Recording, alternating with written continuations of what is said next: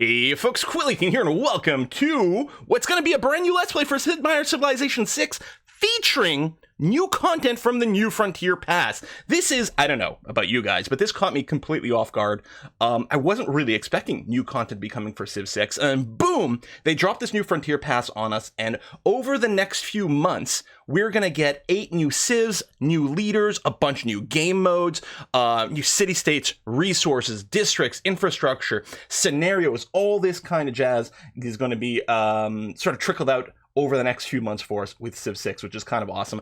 I don't know exactly when this video is going to be live. I don't know if the Frontier Pass will already be active, or if you will simply be able to like pre-order it or not. Check the link down in the doobly-doo for a link for where you can get the New Frontier Pass for Civilization 6. This video is sponsored by 2K, and it is going to be the start of a new Let's Play. Just this one episode is going to be a sponsored thing, but I'm going to use this as an excuse to start a brand new game of Civ 6. So let's go into single player and see what this has to offer for us.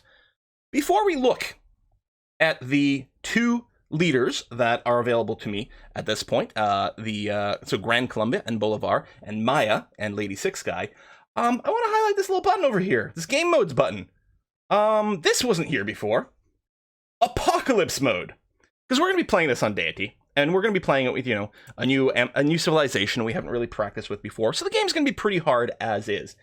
But we're going to kick it up a notch here with Apocalypse mode.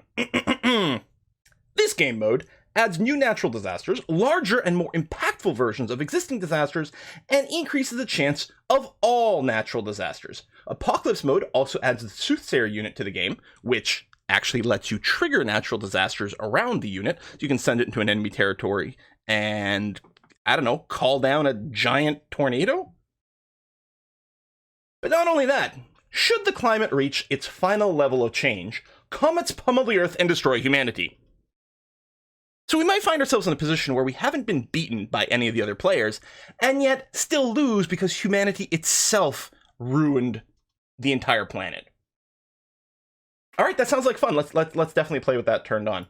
So let's take a look at the leaders. So for Gran Colombia, who are not playing today, we've got Simon Bolivar here. Now, the leader ability of himself for Bolivar is pretty good. Every time you enter a new era, you get one of the special great generals that Gran Colombia has. They have really crazy good powers. They're sick good. Plus, just being able to sort of get that many extra great generals is going to be fantastic for warfare. And yet this ability, I don't even care about it. It's this next one that is unbelievable. Now, one of the great things about Civ 6, and one of the ways they balance the game, is every single civilization and leader in this game feels overpowered almost, right? Like, everyone's got some sort of ability where you look at it and you're like, wait, what? That's crazy sauce. But if everyone's got it, that's pretty good, right? But this ability here, and again, on paper, to some people may not seem that strong. I think this is so incredibly good. +1 movement to all units. All of Colombia's units move at +1 speed. Now I remember, if it was in Civ 5, right, where India's special ability, or rather their unique ability, was the fast worker, a worker with +1 move, was a big frickin' deal. Well, this applies to all the builders, settlers, scouts, so hey, you're going to be popping a lot more goody huts early on in the game, as well as all their military units. Waging war as Colombia is going to be such a strong option for you. Not only are you going to be swimming in great generals, but all your units move so much faster. I really don't relish the idea of fighting against Colombia, because what would normally be a good defensive setup, all of a sudden you're going to find yourself outflanked by this incredible movement boost. And then it just kind of keeps snowballing over there, right? So right, they've got the Comandante Generals. This is the thing that you get for free. They've got some crazy good abilities, passive effects, and a retire effect. They can spend themselves. I know in the preview video, like, there was one that was like, all enemy units within, I don't know, 2 tiles or something like that, all lose 30 HP. Like, he just shows up and just drops a bomb on all these guys. It's crazy good. They've got their unique unit that replaces the cavalry, and they get bonuses for adjacency with each other, so you can just swarm over things. Oh yeah, you also get the full heal when a Comandante General activates its retire ability. So you've just got this incredible offensive snowballing kind of effect. And we've got the Hacienda over here as a unique improvement that the builder can do, which gives some good resources and increase food for each adjacent plantation. And then they boost each other, right? Production for every 2 adjacent haciendas. Really good tile improvement, but it's this +1 movement, which I think to me would be the strongest tool in Colombia's toolbox. Now, we're not playing as Colombia today. What we're going to be doing is we're going to be playing as the Maya instead, and that would be Lady Six Guy right over here. So Lady Six Guy leads the Maya, and the Maya is not quite as straightforward as Colombia, I would say. So Colombia is like, okay, I've got a bunch of stuff that makes my fighting just sort of better, and it's going to be pretty easy to use. The Maya here are going to be interesting and require a little bit more thinking. So the big thing is Lady Six Guy's ability herself, which takes a little bit of reading here. Non-capital cities within 6 tiles of the capital. Okay, so your cities that are near your capital, but not your capital itself, gain 10% to all yields. That is a big freaking deal. This lets you, so your city grows a little faster, so its pop goes up more. So you're working more tiles sooner than everyone else. And as a bonus, all the tiles you work do more stuff. You're going to get more production and more money and more science and more and more and more and more. This is very powerful, but it's only for cities within 6 tiles of the capital. And then other cities outside of this radius actually get minus 15% to all yields.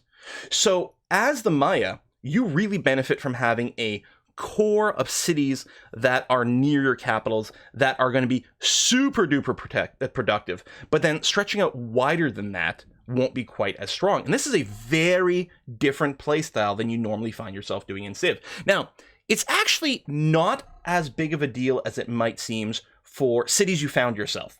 Because especially if you're playing on something like D&D, for example, the world fills up very quickly. You don't have a huge amount of time to spam out a ton of cities all over the continent. On lower difficulty settings, you might find yourself happening a little bit more, but on D&D, not so much. So the restrictions aren't so significant. Really what it's going to come up for, at least for me, is future cities I conquer will likely have that minus 15%. So it's not so much about thinking tall versus wide, at least from my opinion. It comes down to more about thinking of domination versus pacifism. And of course, everyone knows I'm a great pacifist in these games. So, the Maya will be a great, very synergistic for me. Now, to balance the fact that they have this sort of trickier city placement stuff, we've got the Mayab ability over here, which actually makes the Mayan city placement much more flexible than your average Civ.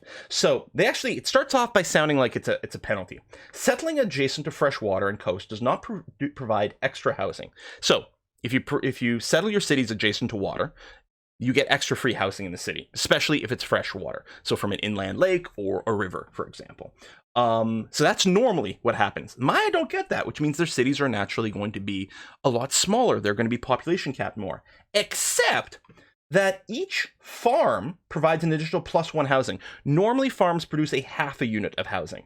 So here the farms will produce presumably 1.5 units of housing. So your housing cap will start off a little smaller, but as soon as you get a couple of farms plopped down, you're about the same. And then if you keep putting down farms, your cities are going to be able to grow much, much bigger.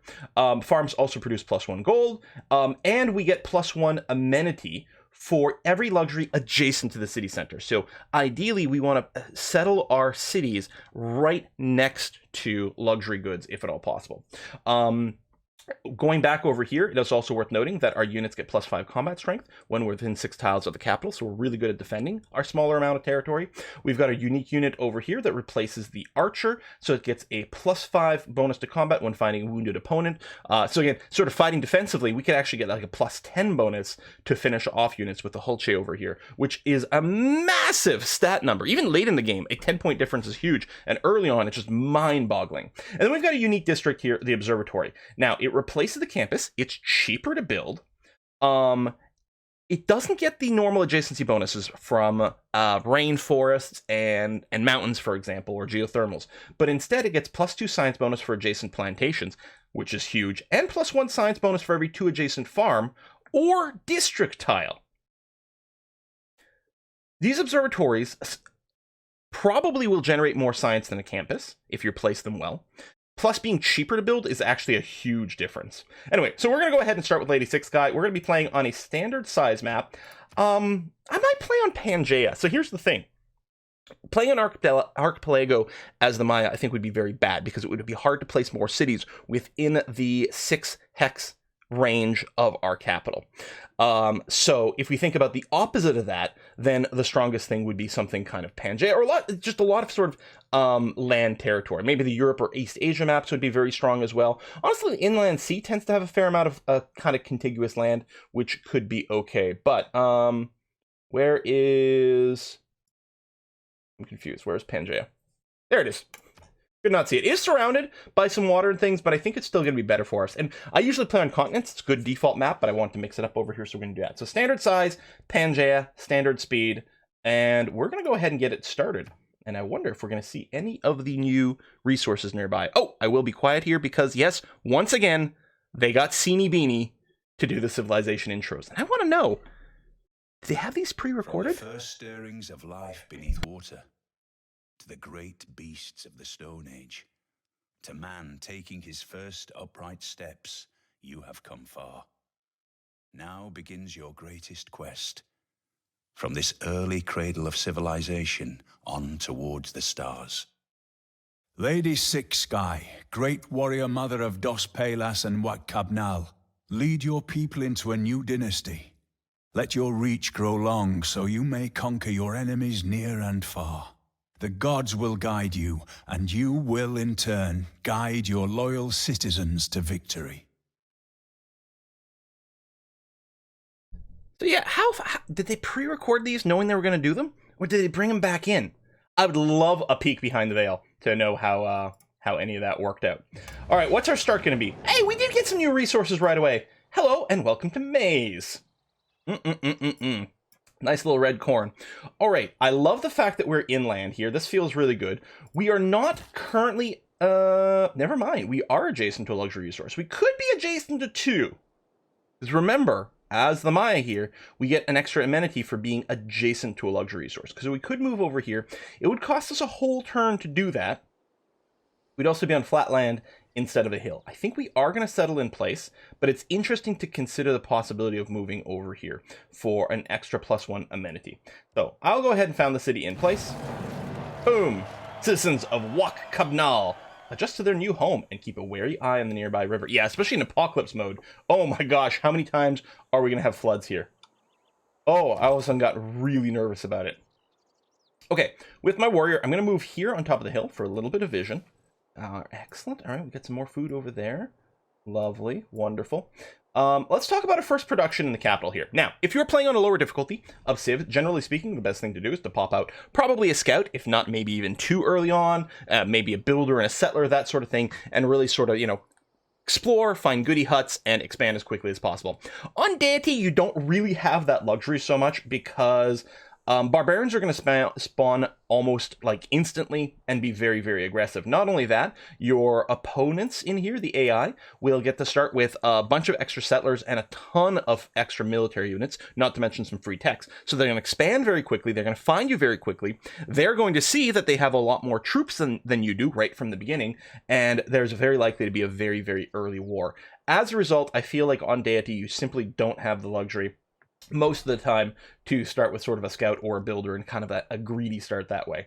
I would like a slinger early on to try to get a kill on it so that we can get the Eureka for archery, but I think the safest start is probably warrior, especially on a Pangaea map. Pangaea maps, especially when you compare them to something like a very island heavy map, tends to have more problems with barbarians because there's just a lot more territory around for them to spawn in. And a warrior is going to be stronger than a slinger early on. So I'm going to go ahead and start with that, and we'll use our warriors to do a lot of scouting to start off with. I think that's just going to be required. In terms of our tech tree over here, it would be nice to get irrigation so that we can actually hook up the cotton fairly easily. We are going to get a boost to irrigation as soon as we farm a resource like the wheat over here, so that should be okay. We do have to let our borders expand a little bit before we get that, but it should be fine. There's not really anything for us to animal husbandry as is, although maybe, you know, some reveals of the horses might change things.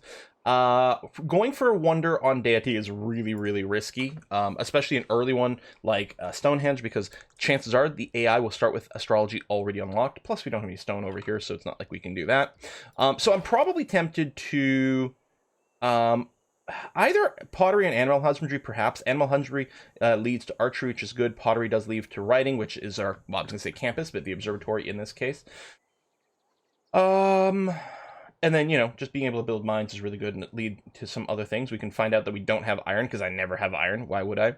I'll start with animal husbandry first, because we may need archery early on to defend ourselves, and it would be nice to find out where we might have horses, because that could be a little boost to us early on. Take a look at what resources are being worked over here. It's the cotton for now. That is a lot of money. I think it would be better to either work the 2 food, 1 production tile, or the 1 food, 2 production tile here. I think I'm going to do the food first, and do I want to lock you? Actually, rather than locking you, what I think I'm going to do is I'm just going to put in the focus for maximizing food. We're actually fairly, these first few tiles are really weak. Wow. Yeah, that's really rough, actually. We pop a goody hut and we get some money. I may actually just rush to buy some of these tiles, just because the yields are going to be better than, that's not the button I want. Right over here. The yields are going to be better than some of the stuff we're looking at here. You can see the maze here. I mean, even then, now, wow. Really early on, we sort of wish we'd be next to, say, this rainforest or on the hills. 2 food, 2 production would make a huge difference to our early game production. This actually has me a little concerned tempo-wise, but, well, we can't really do anything about it now. All right. Probably poke around here. Now, what you want to do early on is you want to sort of scout in kind of a circle around your capital, generally speaking, rather than just going in a straight line, while still trying to move sort of as efficiently as possible. Oh, I think that's probably a city-state over there. Because you want to find the... I mean, this is always the case. You want to find all the spots near your starting city. That might be good to settle. Let me move here. Hello, Lisbon. But that's, I think, going to be even more important with the Maya, because your settlement spots really do need to be close to your capital. But we don't have to worry about fresh water, really, because we don't get a benefit to it. Being next to the river is still nice for building the water wheels, but that's about it. So these Lisbon warriors are all going east. I wonder if there's a barbarian encampment over there they know about.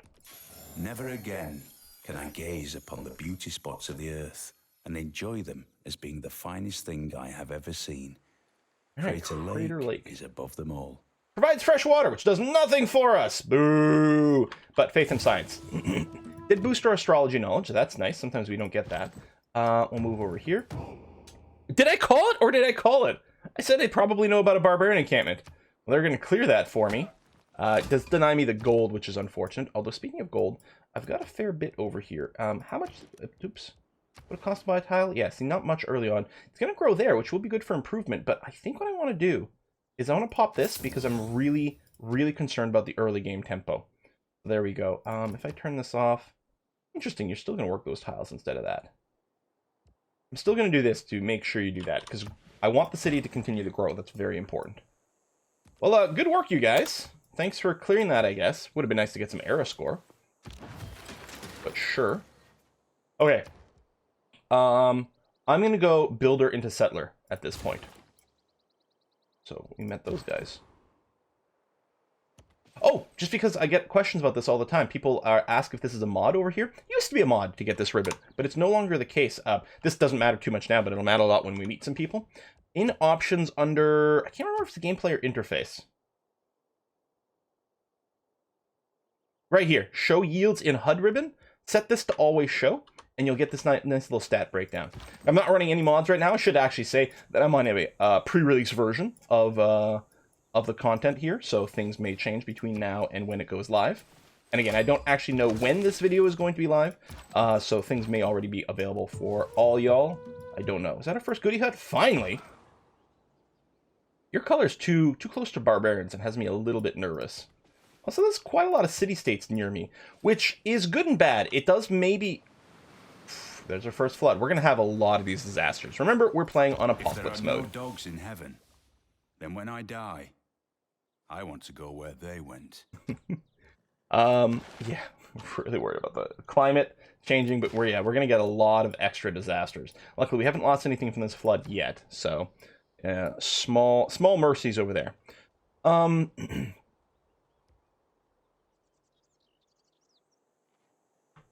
Pottery, or do I want to start working out on archery and maybe part research it? No, we'll go pottery for now. That's going to be okay. And yeah, let me come over this way. I'm going to swing around from behind. Let me go here, and then we'll cross, and that'll be okay. All right, excellent. We are by the Oh, hello, of Vicky. Victoria, Queen of the United Kingdom of Great Britain and Ireland, and soon, dare I say, the Empire. Yeah. All right. Let's be hospitable. That's fine. Where are you? Well, we didn't trade information on our capitals or anything. We did Eureka writing, which is nice because we did meet another civilization. This is the English scout over here. So probably something in sort of this wedge. Somewhere over there is where she came from. Now, England's not super aggro compared to some others, but it's still... Oh, wait, I forgot there was a goody hut over there. But it's still deity, so really everyone is super aggro. Let me get this one. Military tradition boost. It's not bad. And then, yeah, I'll send you back down there. Because I forgot. Alright, we've been denounced. War is probably coming. Rainforest regrown. Yeah, walk over this way. Okay, well, this has me a little bit more concerned. Poor old little Genghis over here. To my east. England maybe to my north. Another goody hut there. Definitely kind of on the concern side. It is not wisdom, but authority that makes a law. Before I choose this, we just spotted a barbarian, so there's probably... Okay, there's probably a camp somewhere over here. Well, I don't have any scouts, so survey we don't need it. We're going to run discipline. I'm going to run God King, so that we generate a little bit of faith, so we can get ourselves a pantheon. And we'll start working on, say, just craftsmanship for now. You're going to cross down this way. You're going to come over here to that goody hut, which I'll try not to forget. Bronze working Eureka. Okay, getting lots of those, which is kind of nice. I would actually love to start a settler right now. Can I afford to do it? Can I afford not to? I think I have to go for a settler. I would kind of like to maybe build some military units here. Well, actually, I don't want to have to build military units, but I sort of feel like I might have to soon. Can't improve this. Can't I improve? I'm assuming this needs a farm. I don't know. I haven't interacted with maize before. Doesn't give me any kind of error, so I'm assuming, yeah, we probably just build a farm. Go over here, and we are going to farm the maize. Boosting irrigation, which I would very much like to get soon so that we can hook up the cotton. That would be light. Very nice. You're working that. There we go, and that's there. Let me do this. +1 food over there now. That's really good. Yeah, let's just come over this way. I want to sort of circle over here to where I think there's a barbarian encampment. We do want a lot of farms because we get a bunch of extra housing from that. I don't know if we can see it in our housing. Yeah, so we get our flat 2 from water, which is not much. Improvements over here. Yeah, so we're going to be going kind of crazy with this. The other thing we have to remember is that our observatories will get adjacency bonuses. They'll get +1 science for every 2 farms adjacent. We may want to consider placement for things like that. Right now, we can't build farms on hills, so the ideal might be like a hill that we build an observatory on that's surrounded by like 6 farms, or better yet, plantations, which actually... I thought clay must feel happy in the good potter's hand. Yeah. I got important things to think about here. Plantations, between the cotton and the silk, an observatory right over here, that would be worth 4 science by itself, and that's before we consider farms. Oh yeah, That's going to be real good. We did get the boost to archery, which is actually really nice. So I don't have to bother building a slinger at all. I mean, we could get our riding started, but no. I'm going to do this, and I'm going to put out an archer or two. I think I might swing my warrior back home. Let me peek just a little over here on the hill, because there'll be good vision. Some cliffs over there, so there's not much land to talk about. Okay, good. That's fine. Let's do this here. Let's put a little pin. Add attack right there. This is where we want to build an observatory. I want to do this to make sure I don't accidentally build an improvement over here that's then going to get replaced. I guess just wait here. City-states don't go after those. Yeah, your plan is going to be to go there, and your plan is going to be come back up. We'll check this area out, and mostly we'll hang out near home to defend ourselves and the settler that's going to come out relatively soon. How much money do I have? Oh, actually a fair amount. Then, rather than use my last charge there, what I'm going to do is I'm going to purchase this wheat, and we'll come here and hook that up. And that gives us a boost to craftsmanship because we did improve 3 tiles, which is good, so we're going to keep researching that. And then we have a good food source over there as well. Boost is done. Barbarian still here, and he's awake. So yes, actually, let's swing over this way with the warrior instead. Maybe Lisbon is going to go and help us clear that. Probably not. Oh, we did find out about an outpost over here, but Antioch and even Nagazogamu, anyway, over here might be in a good position to take that out. It is close enough to our city. We'd probably get good arrow score if we did it, but... Please accept my warmest thanks for your kind... Right, she likes people who are on the same continent as her. We share. We actually might be good friends with England, especially if they're not too close to us, and I don't think they are that close to us. We needed a free envoy, which is lovely. I could theoretically wait to send it. That's interesting. Later on, we can get a policy where the first envoy we send to someone counts as 2. So what I might want to do is just put the envoy in Lisbon, or not spend the envoy at all right now, just bank it. That might be an option. The thing is, it may be worth still just putting it in right away. We won't get, 2 for 1, which is unfortunate, but we may want to just unlock, especially the money here. +4 gold is a big deal. The +2 production when producing units could also be kind of handy, but I think early on the money actually might be preferable. I don't think we can wait. I'm going to go ahead and put an envoy with, say, Cahokia over here for the +4 gold. I mean, it's like, that was 33% more gold or something like that, right? No, 25% more gold, but still, really good. Right, you are heading over in this kind of direction, and you are moving in this kind of direction as well. I don't think we need to buy any more tiles right now. Probably want to buy some units. Yeah, there we go. The camp is woke and active, and kind of maybe scary. There's definitely going to be some pillaging happening. Does not make me especially happy. Maybe I should put the settler on halt. Between the barbarians here and there. Yeah, okay, let's, well, it would be the settler. Or the archer. Never mind, we'll keep working on you for now. Down this way. Come up over here. This warrior might be coming to help. Yeah, good. Nothing else. If they just provide a distraction so they don't plunder, I'm going to be okay with that. Yeah, you can attack the city. I don't care. That's fine. You're not going to get anything done that way.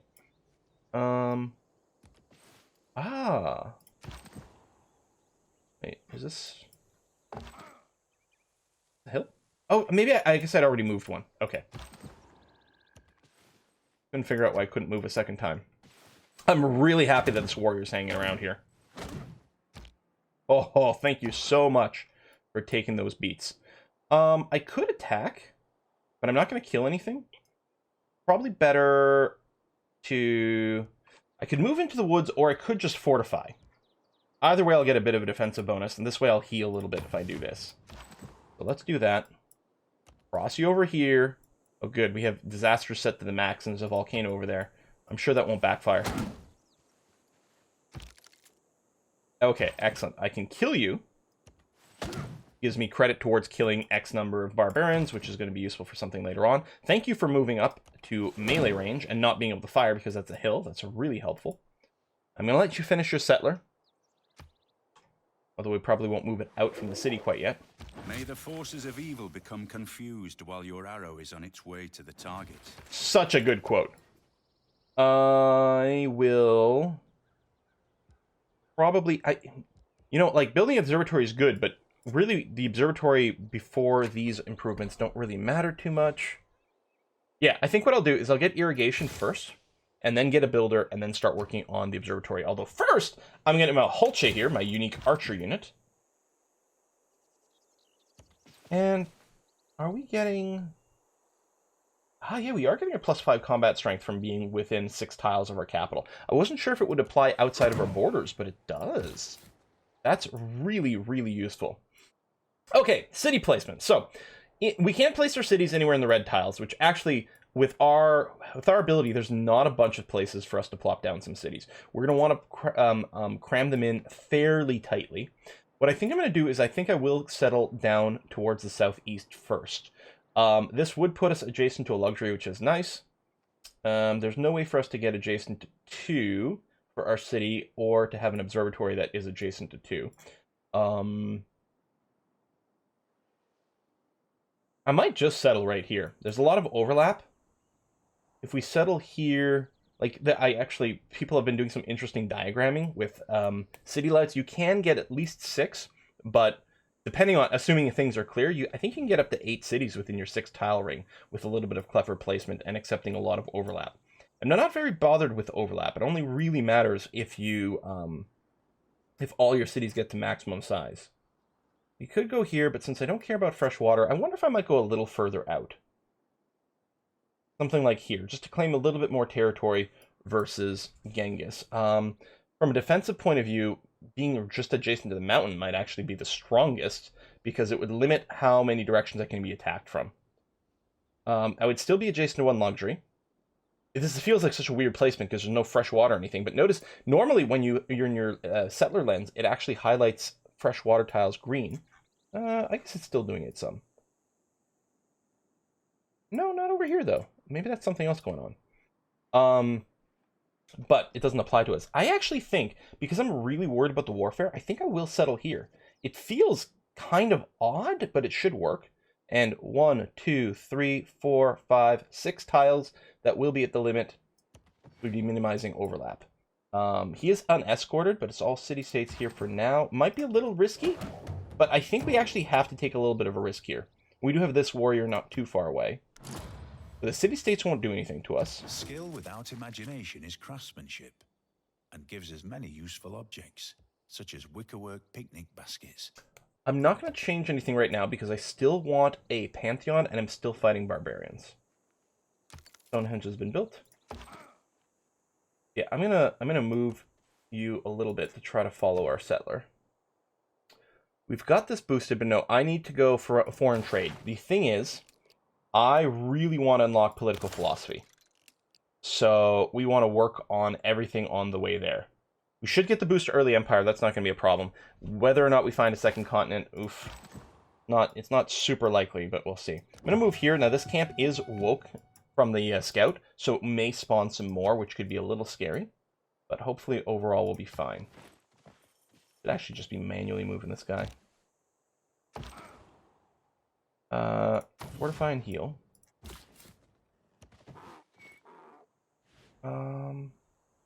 This isn't a hill or anything, right? But this is. No, that's flat. I don't think barbarian scouts attack settlers.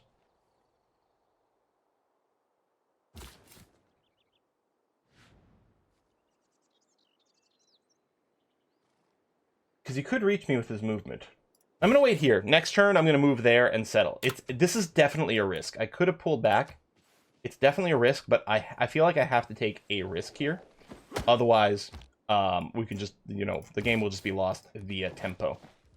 I'm going to found this city. Hello, Chichen Itza. Huh. What a wonderful name. Sorry. I think we're going to start with a hull shape, like, immediately. Although we need some builders. Can I purchase a builder? I mean, I could purchase a hull shape. I don't know if I need to purchase that. I'm hoping this is the scout that's actually linked to that guy. So I'm not going to purchase a military unit. I will purchase a builder. And then build this Dolce. That's going to be okay. You over here, you're going to turn around and come there. All right, next turn. We're going to be wrapping up this video in a second. Ooh, the Great Bath has been built. Pretty typical on deity for this to have happened at this point. This warrior is going to be very confident about attacking here, clearing that, getting a promotion, being a little exposed to... I mean, we'll get shot by the slinger, but he won't kill us, so that should be okay. And over here as well. And promotion available. That's lovely. Builder here, you're going to come backwards onto here, improve this farm, which you're working this tile, getting lots of food. You're going to grow really quickly. Awesome. Okay. Let's hit the next turn button to see what happens, but I think we're going to wrap it up. Withering Drought. Now, this would be a great time for us to be Gran Colombia, because we could promote and then still move. I would kill him and not be dead by attacking here, but then he'd probably get killed by the slinger. Running away doesn't seem like much of an option. If I move to here, the warrior won't be able to attack me because of the hill, but the slinger will be able to. No, he won't, because this is a hill as well. Hold on. Yeah, I can move here, because the slinger can move there, but can't shoot. Or can move here and can't shoot. Ditto, ditto, ditto. Okay.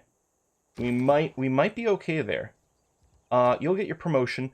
Later in the game, I really like having my melee units get tortoise, because later in the game, I'm usually more interested in, well, either surviving a hail of ranged attacks, or more accurately, surviving while I advance towards a city.